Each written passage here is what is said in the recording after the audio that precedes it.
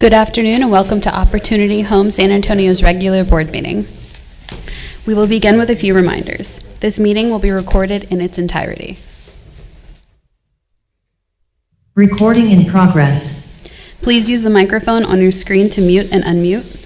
If using a phone, please use *6 to mute and unmute.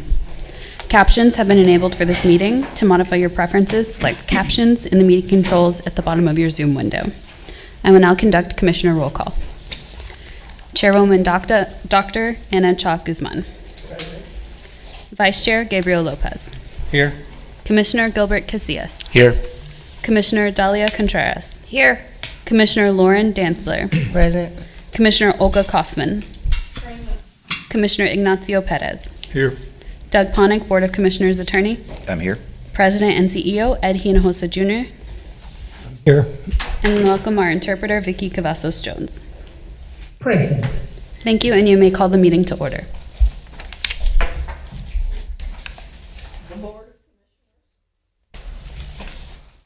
Boards Committee may hold a closed meeting pursuant to Texas Government Code 551 for consultation concerning attorney-client matters, real estate, litigation, personnel, and security matters. The Board Committee reserves the right to enter into closed meeting at any time during the course of the meeting. Is there any public comment? There are no individuals registered for public comment.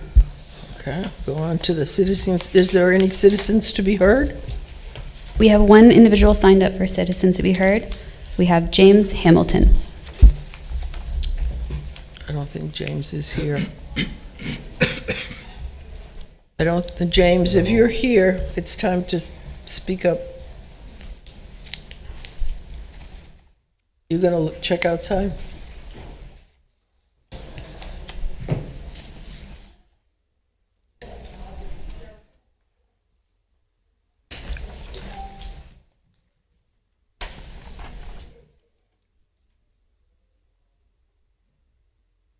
He is back there. Okay. We will give James a minute to get here.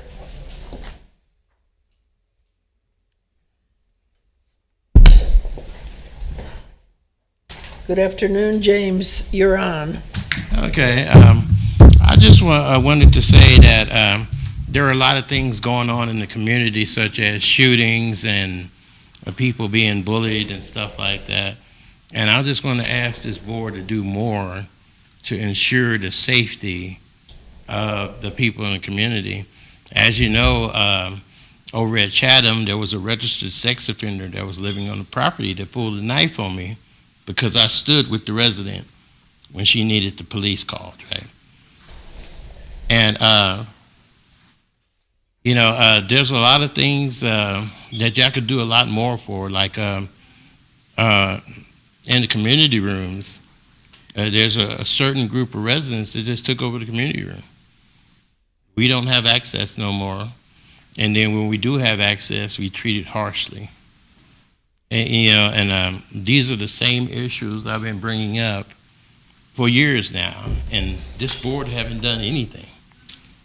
I do want to thank y'all for approving the anti-bullying policy. That's something that's needed, and it's also been needed during elections, during resident council elections, when somebody's running for office and you have a bunch of belligerent folks scaring the community. Now, I want this bullying policy to be extended to cover elections as well. When I run for elections, I don't want somebody trying to embarrass or intimidate me, because it seems like the lease agreement is non and void during elections. And then that also gonna create a situation that one day somebody's gonna get tired of the way they treated, and they're gonna walk across that room and punch somebody in the nose because they're being mistreated. Y'all could add to this bullying policy, and I really hope y'all would. Joel Tobar is doing a great job, but he could take it further. He could take things further than what he is taking it. Thank you, Joel, for the policy. Thank you. Thank you, Mr. Hamilton. Mr. Hamilton, I can't speak, but I would like you all to stay in the meeting today so you can see what goes on. You all just come in and then leave and don't actually hear what we do. So, Didn't know what time to be here. There's actually multiple people that would. We also got a representative from a politician's office that would like the opportunity. I think if the board members don't disagree, I think that would be fine. It's just we post the times, and the times have not changed in years, and so that should not be something that you don't know. But who would like to speak that has not signed up? 3? Just for the board's edification, you can, it's the board's discretion. You're right. Yeah. Yeah. Okay. I'm fine with that. So come on up, one by one. when you come up, please state your name and where you live for the record. My name's Maureen Galindo. I live at Refugio Place in Lavaca neighborhood. I wasn't prepared actually to speak today. I know I always have so much to say though. Me and my neighbors did have a community meeting recently. I live in 50% affordable housing. It was the first mixed income housing in San Antonio, so 50% is a lot, right? I really value having multiple income grades in the same space, and I know a lot of my neighbors feel the same way.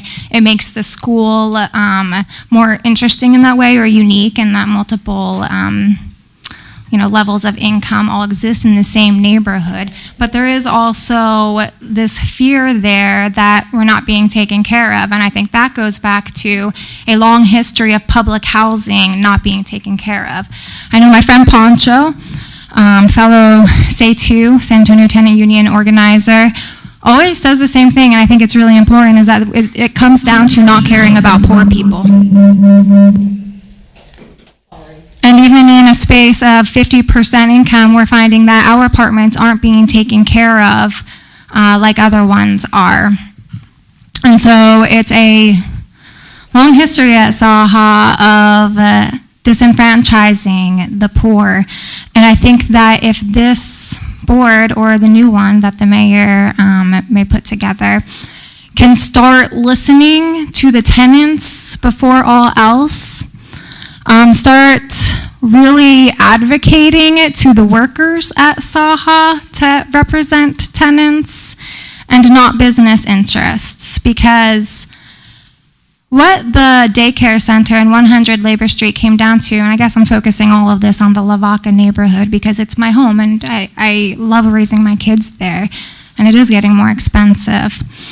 What all of that comes down to is that nobody in my apartments knew about what was happening in our neighborhood.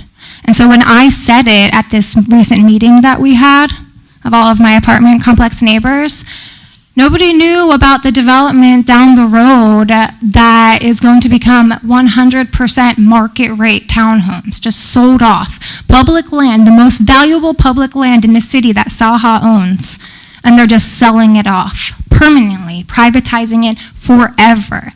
If that's not bad real estate practice, I don't know what is. I actually come from a family of landlords and realtors. My master's was in gentrification. I know about housing. I know about the market. And the way that you guys have been doing it isn't working. The reputation stands because of your own doing, not because people are calling it out. Thank you for your comments. Who would like to speak next? Pancho? Thank you very much for your graciousness to allow us to speak. We had our times messed up. My name is Henry Rodriguez, and I am the Executive Director for LULAC, Concilio Zapatista. I thank you again. I'm here in solidarity with these people that are trying to organize and form a union, if you will, an association to speak up for residents. And that's why, so LULAC stands in solidarity with all of them. I just have another case that just came to our attention, and that is the apartments on Grimes Street up there on the hill. Used to be Our Lady of Victory School at one time, a Catholic school at one time. And I believe you all own that property now. My concern is that, well,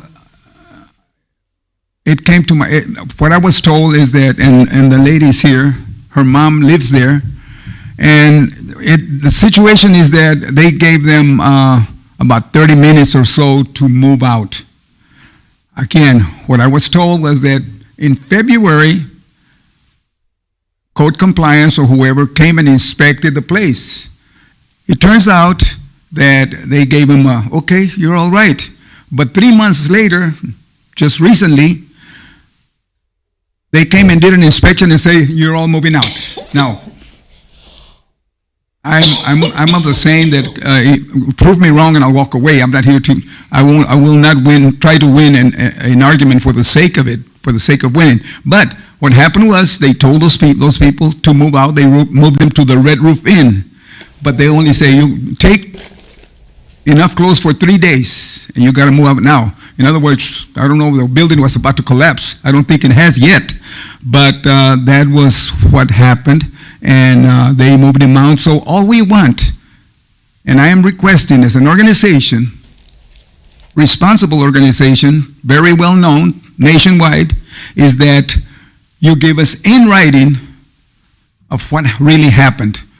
There's always misinformation, disinformation, or plain gossip or rumors that are not true. But that's why I am requesting that we get a report in writing as to what actually happened. I would appreciate it very much so we can look into it. We're not making any allegations of any kind other than it is very disturbing that people are given 30 minutes to move. I thank you again for your time and for what you do, and we will be coming back. Thank you. Thank you. Thank you very much. I saw 3 hands that were wanting to talk. Is there a third person that would like to speak today?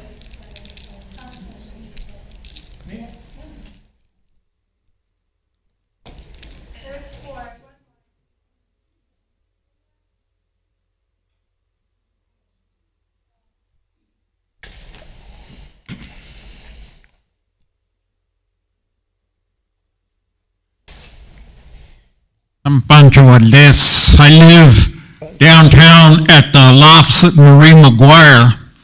Been there going on 10 years. Basically, I'm happy where I'm at. What does disturb me is the fact that in the past 5 months, there has been 4 murders on Opportunity Home property. And that's not even talking about the numerous women who have been raped on Opportunity Home property. HUD requires that local housing authorities provide a sanitary and safe living environment to the tenants. Obviously, that isn't happening. We need this board to put pressure on upper management and make our homes safe like they should be. I thank you for your time. Thank you, Pancho.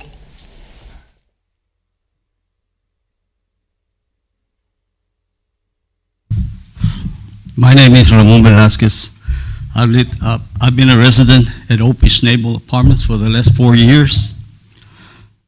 Today, I wish to address what I consider a useful and desirable feature of the apartments. This amenity is one of the primary reasons that I moved there since the beginning. I'm talking about the community room. Our community room has been closed since the pandemic. Before then, it was open 24/7.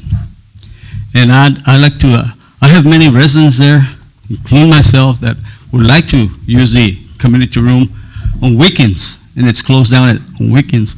So I'm asking this board to address this issue and reopen our community room, because I think that our agreement was we pay the rent, that includes the community room.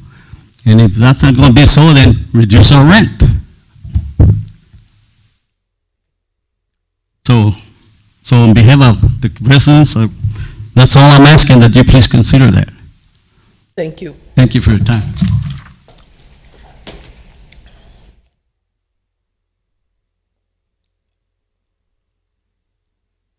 Hello, my name is Virginia Arambide. I am the daughter of one of the residents who was residing at the Springview Apartments at 210 South Grimes. That building inspectors went out there and shut them down with less than an hour. Now, I resided on the east side. I lived in the East Terrace years ago. I lived on the west side, and I resided in the Mirasoles. What they did to these residents was not right. They took them, sent them to the Red Roof Inn with about a change of clothes for 3 days. I had called in to 311 in February, and I reported cracks in the ceiling, cracks in the walls, cracks in the foundation. Take it, my husband's specialty is foundation repair. Rodents, rats, mice, roaches, deplorable conditions that they had these people living in. I mean, my mother worries about paying her rent on time every single month. She's a diabetic on insulin. She was living upstairs. No elevator. I would take her to the groceries, and I had to put the groceries in a little cart and take it up about 16 flights of steps. You know, she's 74 years old. When she was there, she fell in the bathtub, she fractured her ankle, she couldn't walk up and down those stairs. The cabinet, she poked the corner of her eye with one of the cabinets, and some of that compressed wood got in there, and it got infected. Had she poked her eye, she would have lost her eye. You know, then they take these residents out in 30 minutes, and then they start saying, you're going to go here, and you're going to go there, and you're going to go there, and they don't give they didn't have an option. They had an option, but they thought they didn't. One of the ladies told me, well, I don't want to mention any names because I don't want to get anybody in trouble. And I told her, well, if you don't speak up, nobody's going to hear you. So I'm here, not just for my mother, for every one of those residents that got taken out. Right now, they have my mom at the Red Roof Inn.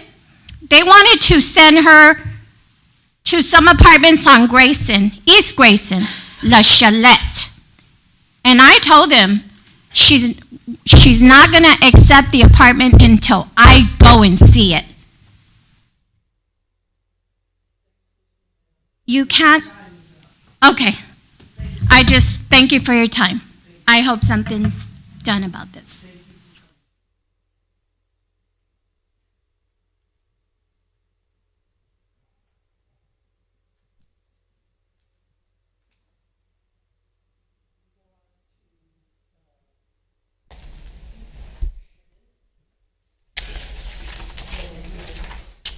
We have 3 public hearings, ma'am, on number 4, 5, and 6. I think I was talking to Tim, we can have those run concurrently, so if you just announce the 3, and then we ask for public comments if there are any on those projects.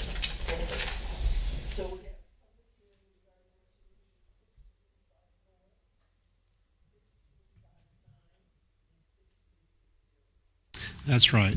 Yep, and so anytime we issue bonds, as Doug mentioned, we have opportunity for any public comment. We had discussed these at the previous committee meeting, and the board has approved these transactions. So no one did sign up for a public comment, and so unless we hear somebody, I'll say none, and so we can close this. Thank you.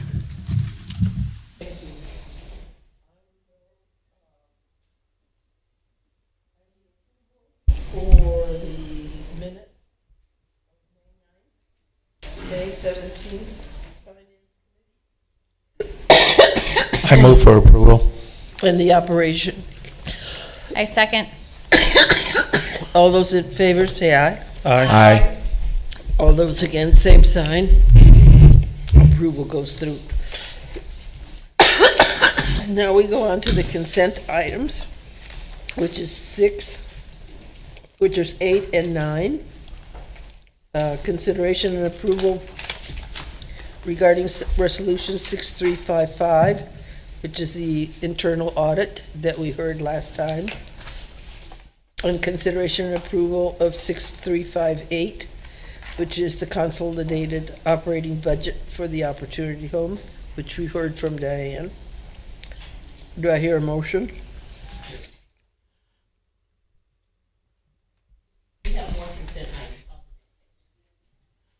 Can I just do all that? Or does she have to? No, I think. Okay, here we go. We'll do it. We have 8 through 17. Okay. 10, consideration and approval regarding Resolution 6302, which are the intrusion protection and security cameras. Did you want to speak to that? No, I got an answer. That's okay.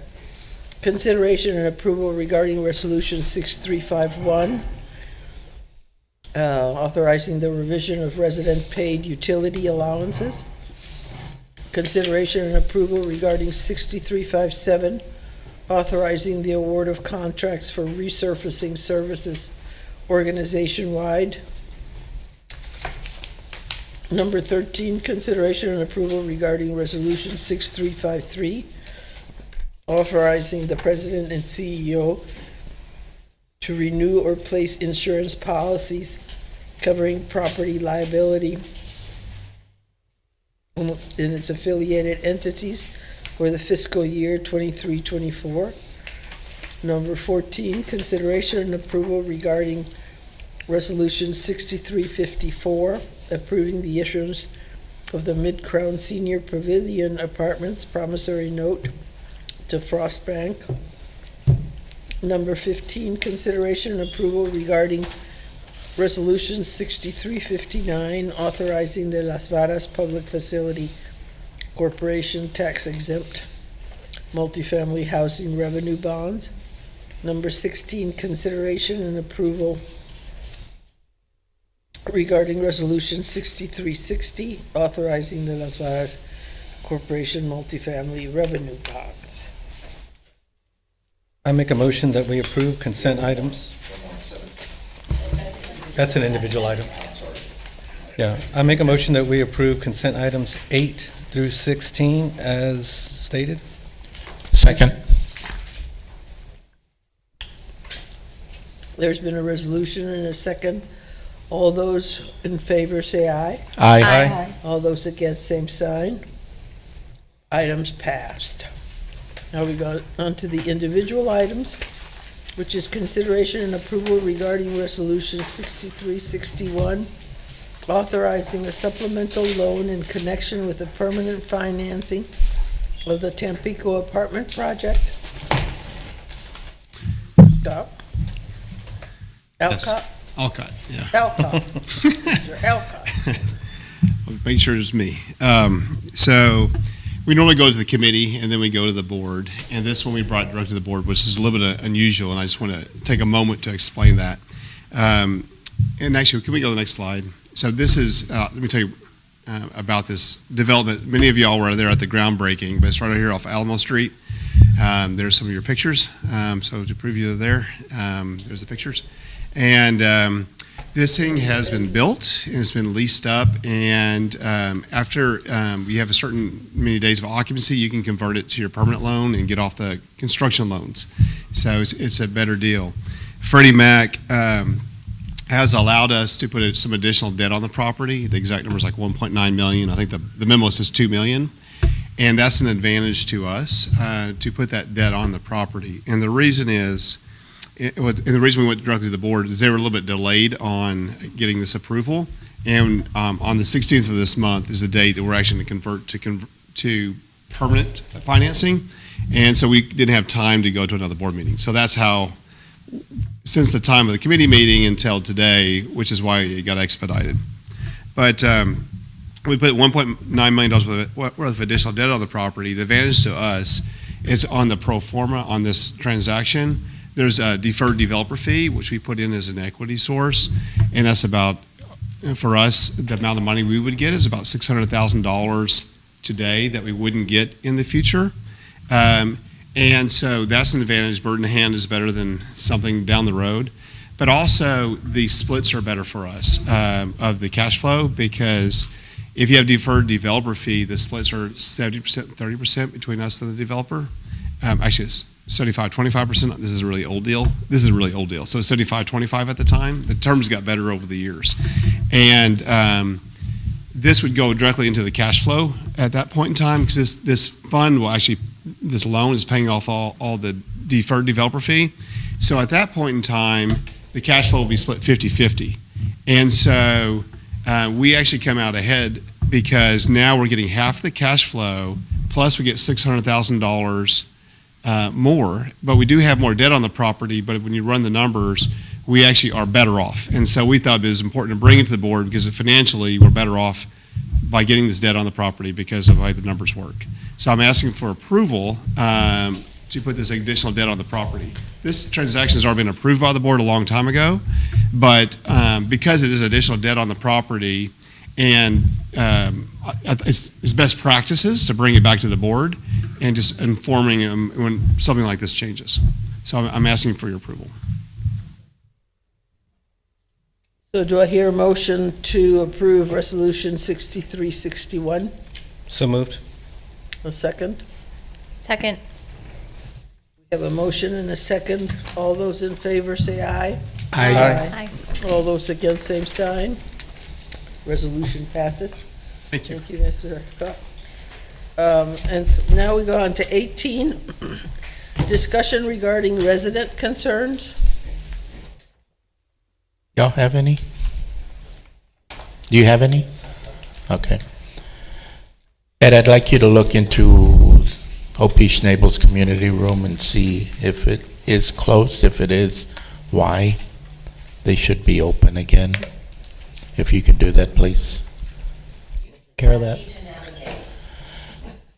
Also, once again, I did speak to this last meeting, and once again, I wish the individuals would have stayed here. But I see you, Mr. Hamilton. This board cares about what goes on out there. I'm a resident commissioner. I live in housing.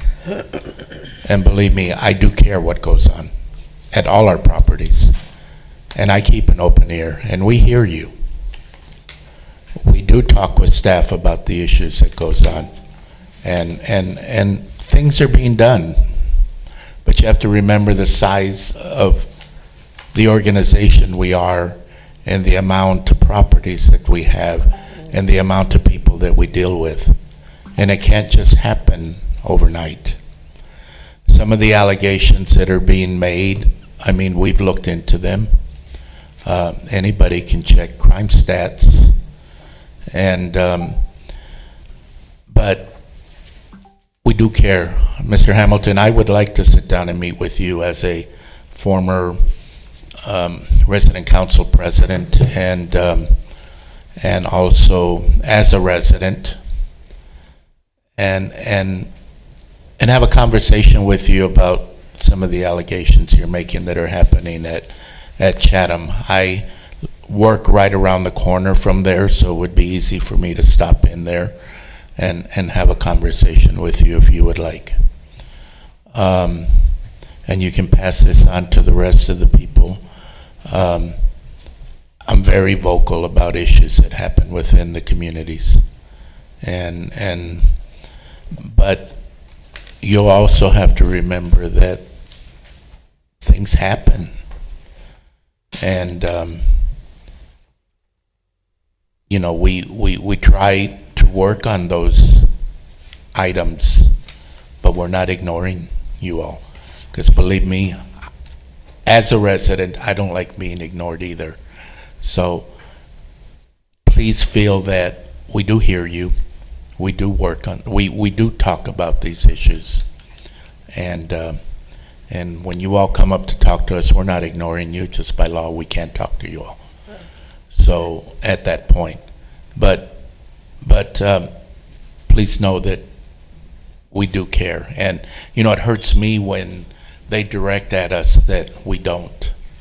And I know my colleagues here in conversations that we have, they care about what happens in this organization too. So we're working on things, and please, you know, give us time and have good conversations with us. And like I said, we can meet and talk. And I'll bring it back to my colleagues and to Ed and what we did in our conversation. But what I would like to request, Ed, is that we have an answer time. And that is, for example, today was said that we had 4 murders in Opportunity Home. And so next time, I would like to, part of your report, or however you structure it, to say, last month, it was said by the community that there were 4 murders, and we checked with the police, and there were 3. Or we checked with the police, and indeed there were 4 murders. Last month, it was said that the community room was closed, and it was closed. We checked, and it was closed, and now it's open. Because what seems disconcerting, and I think that the public feels that way, is that we hear things from the public, and yet, because by law we're not supposed to address them from the dais, they fall into space and are not answered. And I think answering some of these directly, so that there's some accountability. I think that it would create accountability on their part and accountability on our part, that what is being said by them and by us has some basis. So we do send a report out to the board monthly that includes the issues raised by residents and also our response, whatever we have found out to be the case, and that goes to the board every month. The piece that we had not been doing was responding formally to the residents, and we have already started a process where we'll be doing that as well. And Muriel is in charge of collecting all that information and making sure it gets out to the board. So that's a process that we've been having in place. Regarding the security, we did have the briefing in closed session at operations about the data we have, which is not the same as the data that... Yes, but I think we need to let the public, because the board knowing gives us some relief. But I think it's important for the public to know what information being said is correct or not correct. because money from the city, money from the Fed are coming here. And I think that they need to know the accuracy of the kinds of things that are being said in Citizens to be Heard. That's a good point. If there's inaccurate information, and there has been, that's been cited here, we need to correct that formally and publicly. Yeah. And so we'll get a process in place for that as well. Right. I think that's really helpful. Like, I was listening to Commissioner Garcia say, I would like to know, I'm requesting that Opie Schnabel be looked into. My assumption was that anytime somebody formally brings a complaint to the board, that the team is looking into them, that a resolution is identified, and that communication comes back to the board. I don't think that that's always consistent. I was looking for the last monthly report on concerns, and we should just look to see is that happening and where. But more importantly, we're just one small element of it. The concerns that are raised here don't affect our lives because we're not the ones living in it, right? So I agree with the idea of how do we get back to people who are impacted by that, right? So if there's confusion as to what happened at Springview, have residents, coming back and saying residents did receive an after action, right? Hey, here's what happened, here's what went well, here's what we'll do next time, here's what's still pending, and, we're open for feedback, or we want to go and talk to folks about, help understand, we had to move with urgency because of X, Y, Z. Sometimes things go well and sometimes they don't, right? And nobody's perfect. But being able to have a stronger way of communicating, and I really appreciate the word that you held, which was holding ourselves accountable. Yeah. Being able to come back and come back to the citizens. For example, small giving piece. them 30 minutes to move. If that's not correct, then we need to correct it and say, in fact, there was a memo issued at 9 in the morning, and the movers were here at 3 in the afternoon, and we helped them pack and move. So that I think it's really important for us to maintain accountability for the information that is being shared. And I think that given that accountability will give the citizens of the community an ability to judge whether there are discontents that enjoy doing that, or in fact, there is some problems that we need to address by the board and by the administration. Yes, it's a good point. We need to correct the misinformation that's circulating, and since we're still on resident concerns, I'll ask Brandy perhaps to talk about OP Schnabel community rooms, because I know she's already got some information about that. So the community rooms at OP Schnabel are open during office hours, so Monday through Friday, 8 to 5. With any of our communities, we do ask residents if there is somebody who would like to be a captain, because we do not keep them open 24/7 due to the numerous concerns from residents across our portfolio that after hours, tends to be a hub for individuals going into finding a opportunity to seek shelter that should not be at the property. But we do allow, if someone has an event, they can communicate with the manager, which the manager is always, manager or staff, not necessarily the manager, would give them a key, or if there's somebody who wants to be what we call a captain, or if they have a resident council, the resident councils have keys to the community room, because we know our staff is not there on the weekends, and we know that they're not there after hours. But in this particular case, it has been closed on the weekends or after hours because we had not identified, or someone hasn't said. But if any time they ask, their key is issued to them over, if it's something over the weekend. Does management share that with the community, that somebody can step up and be a key holder to close it like at 8 o'clock in the evening and open it on the weekends? Yeah. So I think, Because sometimes residents don't know that. Right. So I think there's always opportunity in the resident manager meetings to reinforce that, because knowing that there may be, maybe at that time, 2 months ago, no one was interested, but maybe there's somebody that's moved in. So we'll just make sure that the communication with our managers is when they have those resident meetings, just to remind them if we know that we still have some individuals or some properties that don't have anybody signed up. And then there are some times where no one wants to sign up, but they may have something to do. So, but yes, we will make sure that it's an ongoing communication at the managers meetings, resident manager meetings. Thank you. You're welcome. So like Mr. Ramon Velasquez, who was the gentleman who came up and shared that, I don't know if we actually were able to get people to sign up because they hadn't signed up and we were like, just come and speak. I don't know if we have his information, but would that be something that would go back to him? Like, thank you for coming to speak. FYI, you can always request a key.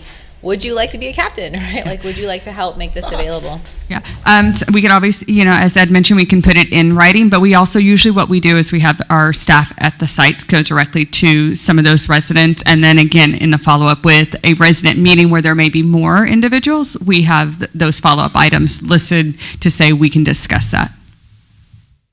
And that kind of information needs to be made public, because the feeling that I'm getting from what the residents are talking about is that we're doing a lot of work that they're not aware of. And it's our responsibility to make them aware of what we're doing so that they feel like they're being heard and that we are doing the work that we're supposed to be doing. And so I think that we really need to look at our communication system with residents and our communication system with community, and then the process that we're utilizing for issues that come up, how we resolve them and how we communicate to the residents and to the community that what we have done about them and how they have been resolved. And Brandy, while you're there, Springview, the residents that were affected were told why they were being moved and everything. Yes. That it was for safety reasons and everything, And- so. Yes, we the team was out there. We had sent out notices, had the meeting, and we were still, some residents were ready to go probably within 30 minutes, and others as we were transportation to the hotel, it was not everybody is gonna fit in the van at that time, and so we gave ample time for, if they needed it. So, yes. So, but some residents had said, I'm ready, and so they were able to start going to the hotel until we could then coordinate with our movers to move them to their new home. The comments with regards to, they were only given a couple of days' worth of items while they moved. Were they given opportunities to go back? Did we help them with that? So what we did is we knew that it was going to be a temporary stay at the hotel because we were already identifying new homes for our residents. And so the message was 3 to 5 days, just because we knew our movers, some were ready to go probably the following day. Mm-hmm. And what we did out of abundance of caution, we explained to them that movers would be coming in and packing their items. So we didn't want the residents to have to do that because we know it's not always, it's an inconvenience. We all probably have moved once in our life, and it's not a fun task. And so we, as an organization, always relook at what our processes are, and we said, in this situation, it's going to be our movers. And so we did that, and they move them to the new unit. And as soon as everything's ready, we bring them to their new home. And what we might want to look at is to give the residents a choice whether they want to stay and pack with us or not. Because I have moved 28 times since I married my husband 34 years ago. And I will tell you that if they moved me without me doing some sort of supervision, that would be stressful to me. Yes. And to some, they'd say, great, I don't have to do anything. But I think that I think what I'm hearing is that we need to be giving residents more choices of how we get things done. And traditionally, Dr. Guzman, we do. In any time we've had to move residents, there's usually, we give them 3 options. It's we'll do it, you do it, or we'll do a combination of both. Okay. In situations such as what we have talked about with Springview, we felt it was in the best interest. And normally, if we felt like there was not some type of compromise of the health and safety component, we would have probably gone that route. And which is the traditional route that we go when anytime we are moving or relocating our families. In this situation, we thought it was in the best interest of our families that we do it, and our staff really took it as we are showing the compassion that this is not the ideal situation, but we're taking and handling everything for you. Okay, thank you. Yes.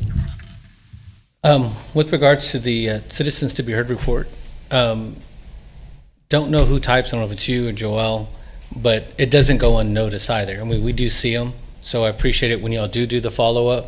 It's, yeah, so it is there. But it's also probably correct that we do need to get that out because we don't have people that know that y'all did that work.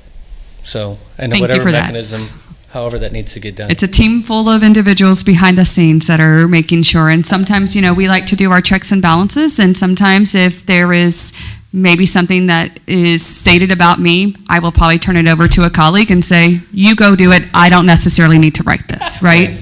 So we have those in place. And, as Ed mentioned, obviously there's always opportunities for improvement. And I think that that's our next step. Do you post it online with the agenda each week? Does it? No? We have not.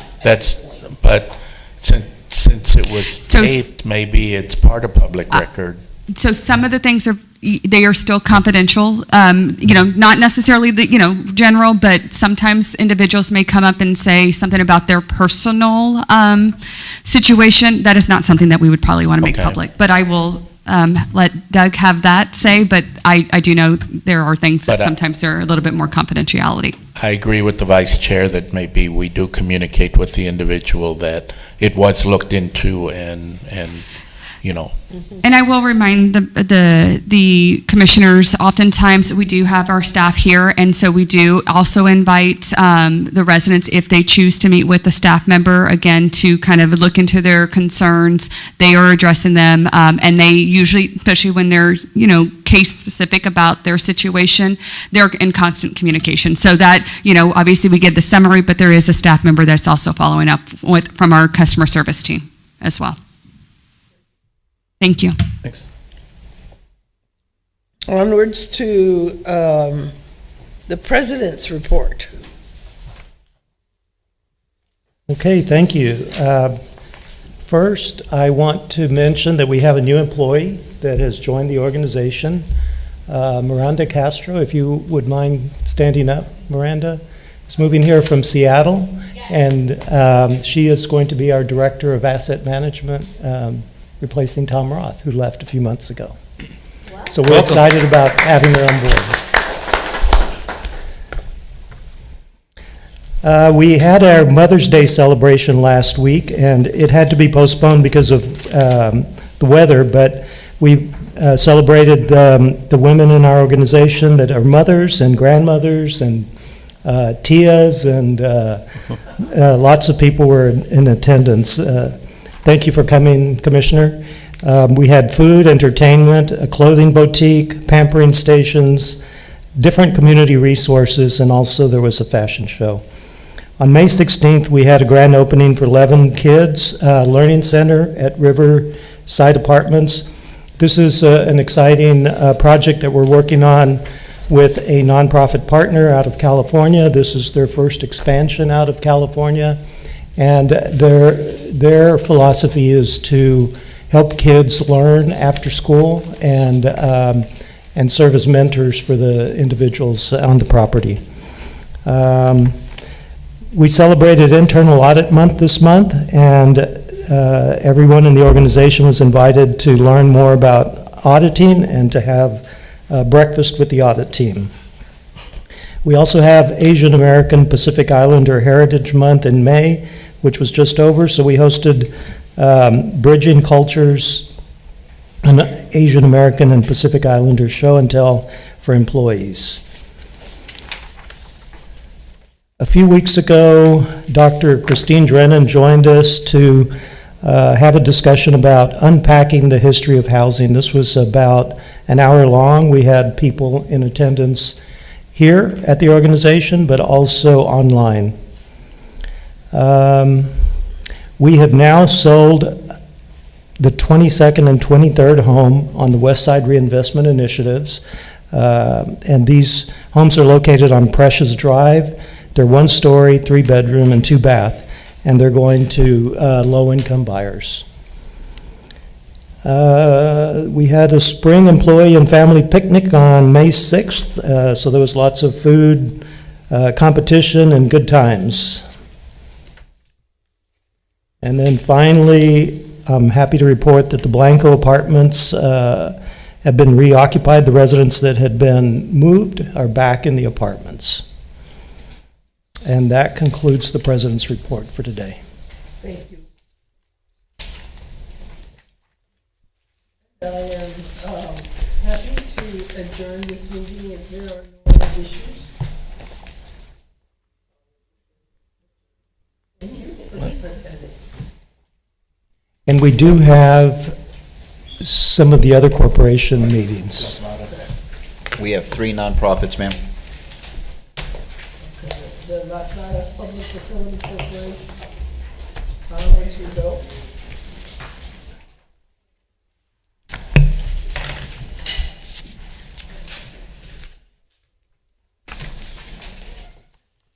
Board of Directors of its committee may hold a closed meeting pursuant to Texas Government Code 55.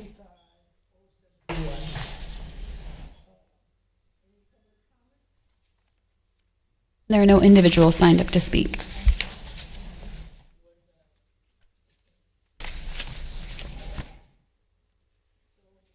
We need to approve the minutes of April 3rd for the Las Vegas Public Facility Corporation. Do I hear a motion? So move for approval. Second. All those in favor say aye. Aye. All those against, same sign. Minutes passed. There are 2 consent items, the consideration and approval regarding Resolution 23 LVPFC for the Las Vegas Public Facility Corporation. Timothy, do you feel good about what we could do? These items, we've already approved in the board meeting, so Okay. it's the sister corporation. Okay. And then also the Resolution 23 LVPFC 05. I move that we approve consent items 4 and 5 from the Las Vegas Public Facility Corporation meeting. Is there a second? Second. All those in favor say aye. Aye. All those against, same sign. With that, we are adjourned for the Las Varas, and we're moving on to the San Antonio Housing Development Corporation meeting. I will call this meeting to order. We may hold a closed meeting pursuant to Texas Government Code 551071. Is there any public comment for this meeting? There are no individuals signed up to speak. All right, so we will go ahead and approve the minutes of April 3rd for the San Antonio Housing Development Corporation. Do I I hear a approve. motion? I motion to approve the minutes. Second. All those in favor say aye. Aye. All those against, same sign. We will go on to the consent item, which is the consideration of approval regarding Resolution 23 DEV, which admission of SAHDC or an affiliate thereof as the special limited partner and invested of Micron Senior Pavilion. I move- Alcut, you want to speak to it? This also mirrors when we was moving the board meeting.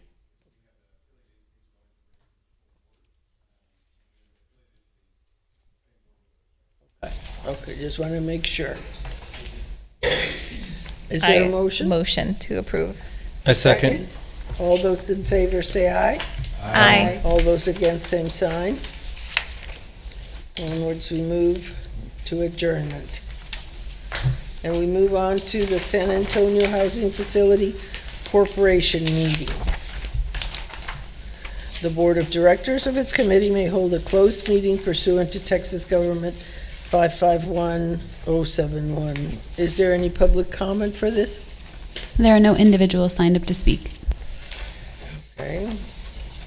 I will go ahead and request a motion to approve the minutes of April 3rd, 2023 for the San Antonio Housing Facility Corporation meeting. I so move. A second? Second. All those in favor say aye. Aye. All those against, same sign. Motion passes. And there are 3 consent items. 1, the consideration and approval regarding Resolution 23 FAC 0517, which the promissory note to Frost Bank, not to exceed $6 million. Do I hear a motion? I make a motion that we approve consent items 4, 5, and 6. Second. All those in favor say aye. Aye. All those against, same sign. And we are done. We are adjourned. Adjournment. Well, did We we are adjourn done. the Thank board you. meeting? Yes, We we have did. adjourned Yeah. all board meetings. Are we clear, Doug? Yes, we're clear. We're I think clear. everybody understands we've adjourned everything. You can, if you wish to make a Recording stopped.